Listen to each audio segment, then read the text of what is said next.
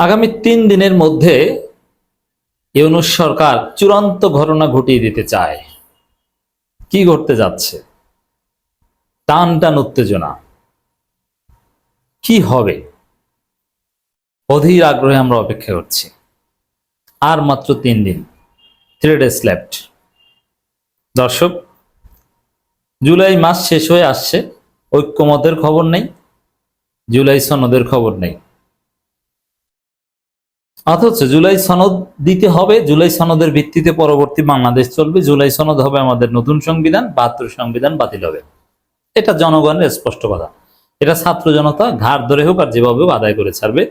জুলাই সনদ না হলে উপদেষ্টাদের কফিন মিছিল হবে সচিবালয়ে। সেখানে ঐক্যমত কমিশন বলছে 3 দিনের মধ্যে ঐক্যমতের কার্যক্রম সম্পন্ন করতে পারবো। আলী রিয়াজ, যেখানে আমরা দেখতে পাচ্ছি যে সামান্যতম ঐক্যমত নেই, কোনো বিষয় কার্যকর ঐক্যমত হচ্ছে না, কোনো বিষয় না। যেমন একই ব্যক্তি প্রধানমন্ত্রী এবং দলীয় প্রধান হতে পারবেন না, এ বিষয়ে ঐক্যমত কমিশন সিদ্ধান্ত নিলেও বিএনপি নোট অফ ডিসেন্ট দিবে, তারা রাজি না।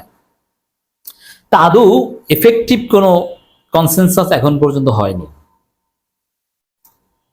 সেখানে 3 দিনের মধ্যে ঐক্যমতের কার্যক্রম সম্পন্ন করবে কিভাবে? এই 3 দিনের পরীক্ষা। ট্রান্সেন্ডেন্টাল যদি কিছু করতে পারে, অলৌকিক যদি কিছু করতে পারে তাহলে হবে। আমরা প্রত্যাশা করি যেন পারে। বিশেষ করে জুলাই সনদ কার্যক্রম সম্পন্ন করা মানে জুলাই সনদ রাজনৈতিক দলগুলোর কাছে খসড়া পাঠিয়েছে, সেখানে সাইন করবে কি করবে না, সময় কিন্তু 31 জুলাই পর্যন্ত। এই 3 দিনের মধ্যে কি সবাই সাইন করবে? সবাই একমত হবে কিনা? কোনো পয়েন্টে ইখতিলাফ বেজে থাকবে কিনা? পাঠিয়েছে ঠিক আছে, কিন্তু তারা রিপ্লাই দিবে কিনা? সবকিছুর মধ্যে অনিশ্চয়তা। এর মানে এই মুহূর্তে রাজনীতিতে একটা টান টান উত্তেজনা বিরাজ করছে।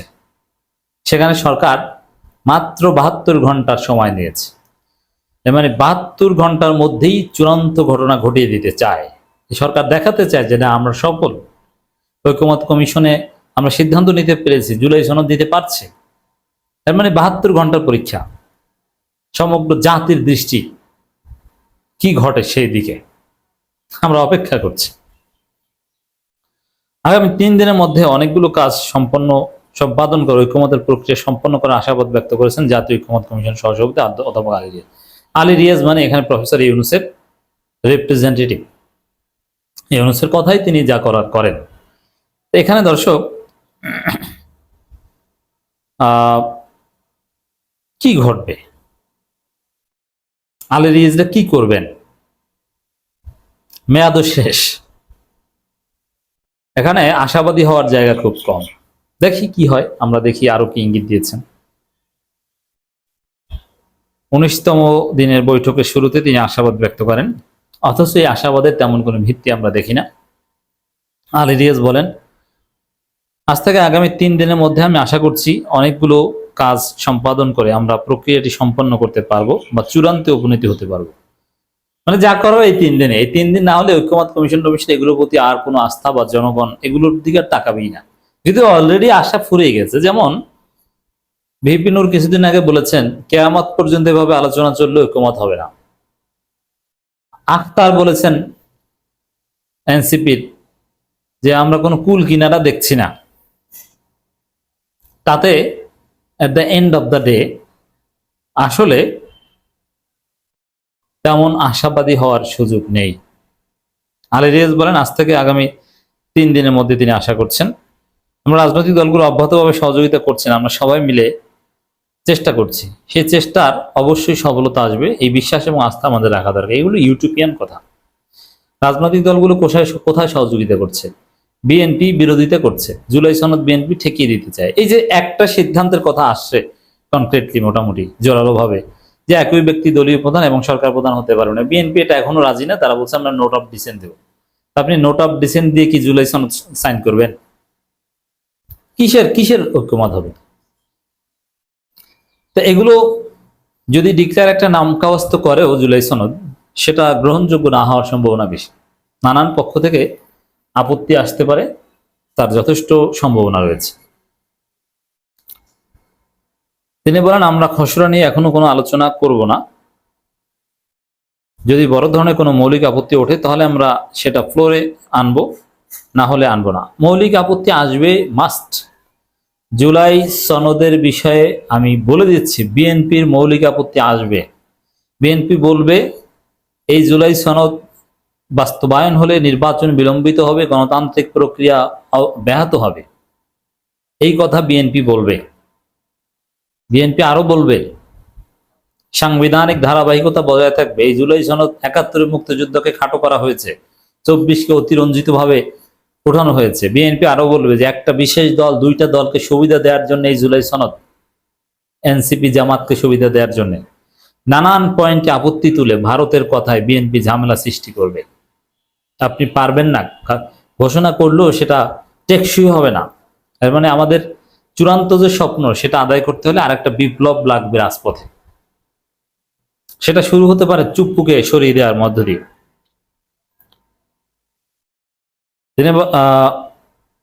আলাদাভাবে যদি আপনারা কোনো মতামত দেন সেগুলো সংযোজন করেই চূড়ান্ত সনদ হবে। সেখানে পটভূমি থাকবে, প্রক্রিয়া থাকবে এবং কমিটমেন্টের জায়গাগুলো থাকবে। কিন্তু এখন প্রাথমিক পর্যায়ে সেগুলোর ব্যাপারে ঐক্যমত হয়েছে, সেগুলো তালিকা এখনই দেওয়া হচ্ছে না।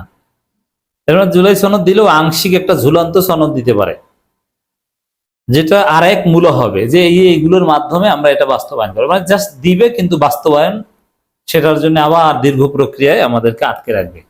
মানে জুলাই সনদ নিয়ে আরেক প্রতারণার ইঙ্গিত পাচ্ছি আমরা। আমাদেরকে প্রতারিত করবে, আমাদেরকে ধুন ভুন বুঝাবে। আলোচ্য বিষয়গুলোর মধ্যে একটি আলোচিত বিষয় হচ্ছে উল্লেখ করে তিনি বলেন, আর একটু অনালোচিত বিষয় উল্লেখ করে তিনি বলেন, নাগরিকদের মৌলিক অধিকার সম্প্রসারণ বিষয়ক প্রস্তাবটি আলোচিত ছিল। সংবিধান সংস্কার কমিশনের পক্ষ থেকে প্রস্তাব করা হয়েছিল যে সংবিধানের ২য় ভাগে এবং ৩য় ভাগে বর্ণিত যে অধিকারগুলো বিষয়ে বলা হয়েছে সেগুলো একটি অধ্যায় সন্নিবেশিত করে বিল অফ রাইটস এর মতো করে উপস্থাপন করা। সে বিষয়ে তারা সুস্পষ্টভাবে কিছু পরামর্শ এবং সুপারিশ দিয়েছে, কিন্তু প্রাথমিক পর্যায়ে আলোচনা দেখা গেছে অধিকাংশ রাজনৈতিক দল এই ব্যাপারে একমত হতে পারেননি।